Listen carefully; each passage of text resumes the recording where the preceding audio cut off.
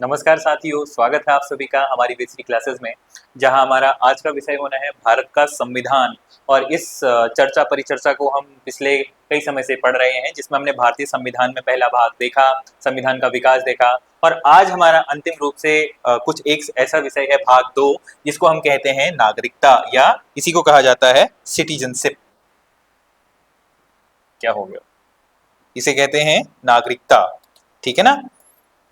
तो हमारा नागरिकता, ठीक है, सिटीजनशिप, जो कि हमारे संविधान का भाग 2 है। संविधान के बारे में पिछली वीडियो में काफी सारी जानकारियां आपको दी गई थी। इससे पहले हम कुछ इसमें प्रश्नों के बारे में डिस्कस करें, तो इससे पहले मैं आपको जरा इसके बारे में ब्रीफ इंट्रोडक्शन दे देता हूं, ठीक है ना।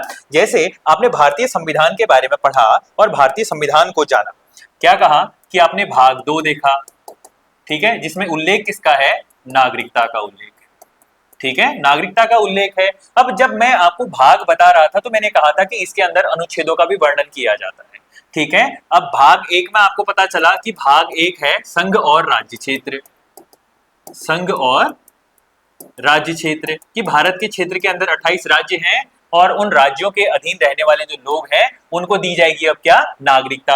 अब उस नागरिकता को प्रदान करने के लिए बच्चों ध्यान देने वाली बात है कि इसके अंदर जो भारत का नागरिक है वो कौन होगा। भारत में कई सारे विदेश से लोग आते हैं, कई सारे भारत से विदेश को जाते हैं, उन लोगों के लिए क्या प्रावधान होंगे। जैसे कोई लोग वीजा बना के दूसरे देश में रहते हैं, उनके लिए क्या प्रावधान होंगे। यदि कोई भारत का नागरिक होकर विदेश में जाता है और विदेश की नागरिकता ग्रहण कर लेता है, तो उसके लिए संविधान उनके लिए क्या अपने नियम बनाता है। तो उसके बारे में सभी जो उल्लेख है वो हमारे कौन से भाग में किए गए हैं, भाग 2 में कहे गए हैं, ठीक है ना। तो इसमें हमारे अनुच्छेद 5 से लेके 11 तक उल्लेख किया गया, ठीक है ना। और भारत में जो नागरिकता है, भारत में क्या है, एकल नागरिकता है। कैसी नागरिकता है, एकल नागरिकता है, मतलब सिंगल सिटीजनशिप है। कौन सी सिटीजनशिप है, सिंगल सिटीजनशिप है। जैसे अगर आप भारत के किसी राज्य में रहते हैं, चाहे वो हमारा उत्तराखंड हो, चाहे वो आपका राजस्थान हो, चाहे उत्तर प्रदेश हो, चाहे भारत का दक्षिणी राज्य तमिलनाडु हो, या भारत का उत्तरी राज्य जम्मू कश्मीर, पूर्वी राज्य अरुणाचल प्रदेश या पश्चिमी गुजरात, तो इन राज्यों में से आप किसी भी राज्य में निवास कर रहे हो तो आप भारत के निवासी, आप किसी राज्य के निवासी नहीं हैं, आप भारत के नागरिक हैं, आपको भारत की नागरिकता प्रदान की गई है। यदि मैं इसी के अलावा आपको अगर मैं बताता हूं यूएसए के बारे में, संयुक्त राज्य अमेरिका के बारे में कहता हूं, तो अमेरिका में जो नागरिकता है, यहां नागरिकता है, वो नागरिकता कैसी है, दोहरी नागरिकता है, ठीक है, दोहरी नागरिकता है, डबल सिटीजनशिप है। एक तो वहां के जो नागरिक हैं अपने 50 प्रांतों की अलग से अपनी नागरिकता को लेते हैं, उसी के साथ अमेरिका की भी नागरिकता को ग्रहण करते हैं। तो हमारे कहने का तात्पर्य है कि अमेरिका में कौन सी नागरिकता है, दोहरी नागरिकता है, परंतु भारत में है एकल नागरिकता। और ये एकल नागरिकता को भारत ने कहां से ग्रहण किया, ब्रिटेन से ग्रहण किया। ब्रिटेन या हमारा इंग्लैंड, इंग्लैंड के संविधान से क्या किया, ग्रहण किया। ये आपको पता होना चाहिए कि भारत की जो एकल नागरिकता है उसका प्रावधान कहां से हमने ग्रहण किया, तो ब्रिटेन के संविधान से इसको ग्रहण किया, जिसके अंतर्गत भारत के अनुच्छेद 5 से लेकर अनुच्छेद 11 तक इसमें क्या है, उल्लेख किया गया है। अब भारत का नागरिक कौन है, अब भारत के लिए अनुच्छेद कौन कौन से हैं। जैसे यदि मैं आपसे बात करता हूं, अनुच्छेद हमारे पास कौन सा है, 5 है, अनुच्छेद हमारा 6 है, अनुच्छेद 7, 8, 9, 10 और 11। तो अनुच्छेद हमारा 5 क्या कहता है, संविधान से पूर्व जो भारत में, संविधान जो हमारा लागू हुआ था सन 1950 में या भारत आजादी के समय, हमारे भारत में जो लोग रह रहे थे उससे पूर्व जो लोग थे उनको प्रदान की गई नागरिकता, ठीक है ना। संविधान लागू से पूर्व, लागू से पूर्व भारत के निवासी, उनकी क्या है, नागरिकता, ठीक है। दूसरा हमारा क्या कह रहा है, वे लोग यदि कोई पाकिस्तान में जाता है, ठीक है ना, तो भारत से जैसे ही वो पाकिस्तान में जाता है तो पाकिस्तान में जाने पर उनकी नागरिकता का क्या प्रावधान है, ठीक है। भारत से पाकिस्तान गए नागरिकों की नागरिकता, ठीक है। और तीसरा क्या है, भारत से पहले तो पाकिस्तान गए लोग, कहां गए, पाकिस्तान गए, और पाकिस्तान से फिर कहां आ गए, भारत आ गए। तो ऐसे लोगों के लिए कौन सी नागरिकता का प्रावधान है उसके बारे में उल्लेख किया गया है, ठीक है ना। और इसके बाद हमारे कहा जाता है कि भारत से जैसे लोग विदेश में जाते हैं जॉब करने के लिए, जैसे कई सारे लोग दुबई, अमेरिका, इंग्लैंड लोग जाते हैं, तो उनको प्रदान की जाने वाली नागरिकता, ठीक है ना, उसके बारे में उल्लेख किया गया है। और इसी के बाद हमारा अनुच्छेद 11 बहुत महत्वपूर्ण है। ये क्या कहता है बच्चों, और 10 कहता है हमारा कि भारत के जो लोग हैं, जो हम लोग रह रहे हैं, भारत के पूर्ववर्ती जो लोग हैं, उन लोगों की संरक्षित नागरिकता, ठीक है ना, उसके बारे में उल्लेख करता है। और अनुच्छेद 11 क्या कहता है कि यदि संविधान में उल्लेखित जो भी नागरिकता के प्रावधान है उसमें संशोधन करना या उसको कम करने का प्रावधान किसके अधीन है, हमारे नागरिकता में परिवर्तन या नियम निर्माण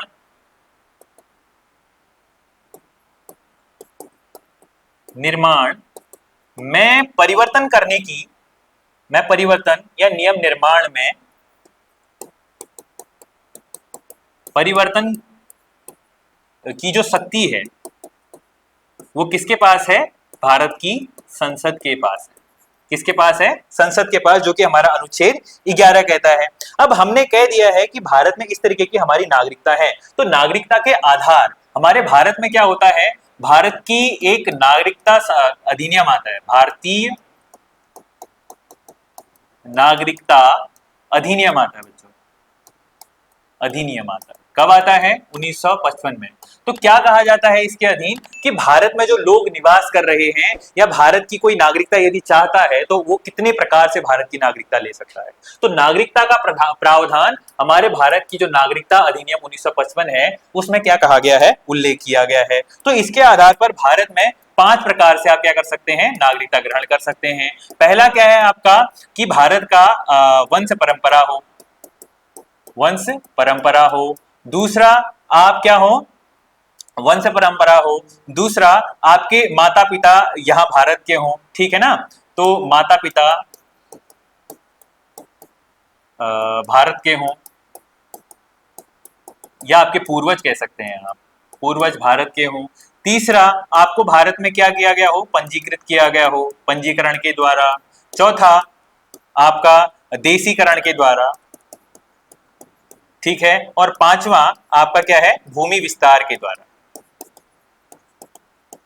तो इन 5 आधारों से आप क्या कहलाए जा सकते हैं, भारत के नागरिक कहलाए जा सकते हैं। यदि आपकी वंश परंपरा भारत की रही हो, आपके माता पिता भारत के हों, माता या पिता में से कोई एक यदि भारत का हो, तो आपको या आपके पंजीकरण से या देशीकरण से, नेशनलाइजेशन या लैंड एक्सपेंशन के कारण आपको क्या मिल सकता है, भारत में एक नागरिकता का प्रावधान प्राप्त हो सकता है। तो इन्हीं सभी कंडीशंस को ध्यान में रखते हुए हमारे भारत के भाग 2 से संबंधित जो हमारे महत्वपूर्ण प्रश्न बनते हैं और उसी के बाद हम उनको आगे डिस्कस करने वाले हैं, ठीक है ना। और इसके बाद हमारा जो नवीनतम भारत का जो नागरिकता संशोधन अधिनियम है वर्ष 2019 में आता है, जिसमें बांग्लादेश, पाकिस्तान और हमारा अफगानिस्तान में रह रहे जो हिंदू थे, ठीक है, उनको भारत की नागरिकता प्रदान करने के लिए, जो 2014 से पहले भारत में रह रहे थे उनको प्रदान करने की हमारी क्या किए गए हैं, प्रावधान किए गए हैं। तो हमारा नवीनतम जो हमारा इसको भी लिख लेते हैं, ठीक है ना, महत्वपूर्ण पॉइंट बन सकता है। नवीनतम नागरिकता अधिनियम कब का है, 2019 का, ठीक है ना, जिसको हमने बोला था सिटीजनशिप अमेंडमेंट एक्ट। बहुत सारे बवाल हुए थे भारत में उस समय कि किसे भारत की नागरिकता दी जा रही है, मुस्लिम्स को क्यों नहीं दी जा रही है। तो इस आधार पर हमारे भारत में क्या मिलती है, हमें नागरिकता मिलती है। तो 5 आधार हैं, 5 प्रकार हैं। हमने ब्रिटेन से नागरिकता को ग्रहण किया था और एकल नागरिकता का प्रावधान भारत में है, और अनुच्छेद 5 से लेकर 11 तक का इसका प्रावधान है। और हमारा अंग्रेज जो इंग्लैंड है, सॉरी हमारा जो अमेरिका है, अमेरिका में दोहरी नागरिकता का प्रावधान है। तो इससे संबंधित जो हमारे बच्चों प्रश्न बनते हैं उन प्रश्नों को अब हम देखने जा रहे हैं। निम्नलिखित में से कौन सा भारत के नागरिक बनने की शर्त के रूप में गलत तरीके से सूचीबद्ध किया गया है। देशीकरण के द्वारा नागरिकता मैंने बता दिया आपको, ये होगा। और वंश परंपरा के द्वारा नागरिकता ये होगा। संपत्ति का अधिकार ग्रहण करने के माध्यम से मैंने 5वें में आपको बताया था, होगा। और जन्म से नागरिकता का प्रावधान यहां पर भी होगा। तो संपत्ति अधिकरण के द्वारा हमारे यहां पर क्या होगा, नहीं होगा। जन्म से नागरिकता हो सकती है, और हमारे क्या कह रहे हैं हम, संपत्ति के अधिग्रहण के माध्यम से नागरिकता प्राप्त हो सकती है, जन्म से नागरिकता नहीं होगी। ठीक है, आपके माता पिता या कोई आपकी इनहेरिटेंस भारत के होनी चाहिए, ठीक है ना। तो हमारा यहाँ पर ये आंसर क्या होता है, जन्म से नागरिकता प्राप्त नहीं होगी। तो ऐसे तो भारत में कई सारे हमारे नेपाली भाई बंधु भारत में आते हैं और उनके बच्चे जन्म लेते हैं, तो क्या वो भारत के नागरिक हो जाते हैं? नहीं। तो हमारा कौन सा होगा, जन्म से नागरिकता प्राप्त नहीं होती। जब आप संपत्ति को अधिग्रहण करेंगे और 5 वर्ष के पश्चात आप रजिस्ट्रेशन करेंगे, तत्पश्चात आपको भारत की नागरिकता प्राप्त होगी। अगला हमारा क्या प्रश्न है कि भारत में एकल नागरिकता की अवधारणा किस देश से अपनाई गई थी? तो कौन सा अपनाई गई है? यूके, जो हमारा यूके या इसी को क्या बोला जाता है, ब्रिटेन। ब्रिटेन या यही हमारा इंग्लैंड है। तो ऑप्शन सी, ये बी और सी थोड़ा गड़बड़ हो गया, ठीक है ना। आगे हमारा प्रश्न आता है कि भारत में एक नागरिक अपनी नागरिकता खो देगा यदि वह भारत की नागरिकता का परित्याग करता है। ठीक है, नागरिकता खोने के लिए उसको क्या करना है कि यदि वो नागरिकता खो ले और स्वेच्छा से अन्य देश की नागरिकता प्राप्त कर लेता है, ठीक है, वो अपने दूसरे देश की यदि नागरिकता प्राप्त करता है तो भारत की जो एम्बेसीज हैं वो पता करेंगे कि क्या इसे भारत की नागरिकता फिर से देनी है। तो उसकी नागरिकता जैसे ही दूसरे देश की नागरिकता लेता है, भारत की नागरिकता स्वतः ही समाप्त हो जाती है। तो पहला ऑप्शन ए और ऑप्शन बी अपने आप को सेटिस्फाई कर रहा है। ऑप्शन सी क्या कहता है, किसी अन्य देश के नागरिक से विवाह करता है। और चौथा कह रहा है सरकार की आलोचना करता है। नहीं, हमको तो अनुच्छेद 19 सरकार की आलोचना करने का अधिकार देता है, वाक और अभिव्यक्ति की स्वतंत्रता। तो उसके आधार पर सरकार की आलोचना करना हमारे यहाँ पर नहीं होगा। और अगला हमारे अन्य देश के किसी नागरिक से विवाह कर सकता है, करके भी वो भारत की नागरिकता का त्याग नहीं कर सकता है। तो ऑप्शन ए और ऑप्शन बी, कौन सा ऑप्शन है, ऑप्शन सी में हमारा क्या है, सही उत्तर आता है। ठीक है ना। तो भारत की नागरिकता का यदि वो परित्याग करता है, किसी अन्य देश की नागरिकता को ग्रहण करता है, तो भारत का नागरिकता खो देगा। दूसरा, देश की नागरिकता किसी अन्य देश की प्राप्त करता है, तब जाके वो भारत की नागरिकता खो ले। ठीक है ना। और यदि वो किसी अन्य देश की महिला से विवाह करता है तो वो नागरिकता नहीं खोएगा। ठीक है ना। यदि वो उस देश की नागरिकता ग्रहण कर लेगा तब खो देगा। भारतीय नागरिकता नहीं प्राप्त की जा सकती, जन्म के द्वारा की जा सकती है, सही है बिल्कुल। और देशीकरण के द्वारा, हाँ, की जा सकती है बिल्कुल। किसी भूभाग की सम्मति के द्वारा, हाँ, हमने कहा हो सकता है। और भारतीय बैंक में धन जमा करके, अच्छा, तो कैसे होगा ये, यही हमारा सही उत्तर होगा। भारत के किसी बैंक में आप धन जमा करके भारत की नागरिकता को कैसे ग्रहण कर सकते हैं, ये संभव नहीं है। तो हमारा ऑप्शन डी क्या है, गलत उत्तर है। अगला हमारा प्रश्न आता है, निम्नलिखित में से भारत सरकार किसी भी भारतीय नागरिक की नागरिकता समाप्त कर सकती है, किस आधार पर कर सकती है? 4 वर्ष से लगातार भारत से बाहर रह रहा हो, नहीं, लोग जॉब करने जाते हैं। 5 वर्षों तक लगातार भारत से बाहर रह रहा हो, नहीं। अगला हमारा 6 वर्षों से लगातार भारत से बाहर रह रहा हो, नहीं।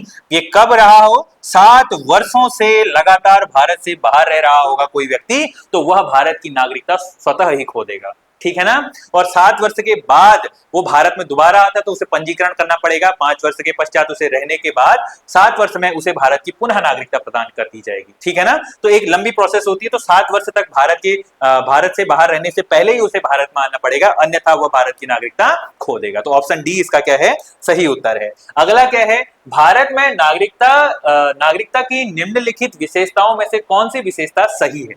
ठीक है, जैसे मैंने आपसे कहा था भारत में जो नागरिकता है वो एकल नागरिकता है। अब एकल नागरिकता के अधीन हमने देखा कि राज्य की एकल नागरिकता है, नहीं, राज्य की क्यों होगी, वो तो भारत की नागरिकता रखेगा ना। राज्य तथा राष्ट्र की दोहरी नागरिकता, नहीं, ये तो अमेरिका में होता है, भारत में ऐसा कहां होता है। अगला, संपूर्ण भारत की एकल नागरिकता, हाँ होगा, भारत की ही एकल नागरिकता है। भारत और किसी अन्य देश की दोहरी नागरिकता, नहीं, भारत में पूछ रहा है ना, भारत में नागरिकता की निम्नलिखित में से कौन सी विशेषता है? तो भारत की विशेषता कौन सी है? संपूर्ण भारत की एकल नागरिकता। यदि आप अपने आधार कार्ड को देखते हैं तो आधार कार्ड में भी आपको लिखा हुआ मिलता है भारतीय नागरिक। ठीक है ना। तो आपको भारत की नागरिकता प्रदत्त है, ना कि किसी राज्य विशेष की। ठीक है, तो हमारा यहां पर यह प्रश्न आया। अगला हमारा प्रश्न आता है, संविधान का कौन सा अनुच्छेद संसद को नागरिकता के अधिकार को नियमित करने की शक्ति प्रदान करता है? मैंने आपको कहा था अनुच्छेद जो 11 है, अनुच्छेद 11 भारत के जो संसद है, इसमें नागरिकता के संशोधन में, नागरिकता परिवर्तन के नियमावली में परिवर्तन करने की शक्ति अपने आप में रखता है। ठीक है, तो अनुच्छेद हमारा क्या है, 11 इसका सही उत्तर होगा। तो आज हमने देखा बच्चों कि भारत की जो नागरिकता है उसे हमने किस आधार पर देखा कि भारत में नागरिक किस तरीके से बनाया जा सकता है। और हमारा भारतीय नागरिकता के प्रावधान क्या क्या रहेंगे और भारत के अनुच्छेद उसके बारे में क्या कहते हैं। तो आज के लिए हम इसको इतना ही पढ़ते हैं। बाकी हमारा कल का जो भाग रहेगा भाग 3 रहेगा, और भाग 3 आपके लिए बहुत ही ज्यादा महत्वपूर्ण है, क्योंकि वह भारत के जो नागरिक हैं उनको भारत सरकार के द्वारा दी गई नागरिकता का प्रावधान करता है। भारत के जो नागरिक हैं उनको राज्य के विरुद्ध किस तरीके की शक्ति प्रदान की गई है उसके बारे में उल्लेख करता है, जो कि अनुच्छेद 12 से लेकर 35 तक आपको अधिकार देता है। ठीक है ना। उसके बारे में संपूर्ण जानकारी हम अगली वीडियो में प्राप्त करेंगे। और आज के लिए बच्चों इतना ही करते हैं। अब तब तक के लिए आप बने रहिएगा, हमारे चैनल को लाइक करना न भूलें और चैनल को सब्सक्राइब किए बगैर नहीं जाइएगा, क्योंकि बहुत विशेष और महत्वपूर्ण विषय आपको बताए जा रहे हैं। ठीक है। बाकी आप निरंतर अपने प्रयास में लगे रहिएगा, और अगर कोई तकलीफ हो, कोई दिक्कत होता है प्रश्न समझने में, तो नीचे कमेंट सेक्शन में जरूर मेंशन कीजिएगा। आज के लिए इतना ही। आज का बहुत बहुत धन्यवाद।